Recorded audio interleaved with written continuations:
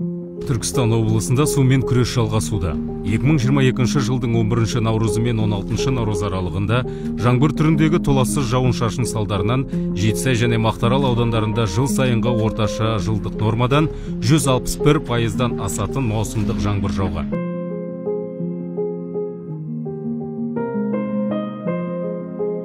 Осы 3-4-5 күн уже болды, мына жаңбыр жауып, үйімізде су алып жатыр.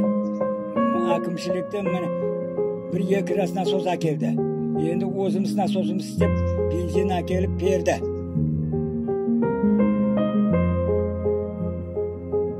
Әкеліп, мотор әкеліп, қашырып жатыр. Сол қашырған күні ертесіне тағы толып қалып жатыр. Осы бір апта, 2 аптадан бері осы жақта жүр ол кісілер. Хабар алып. Рахмет ол кісілерге, Алла риза болсын.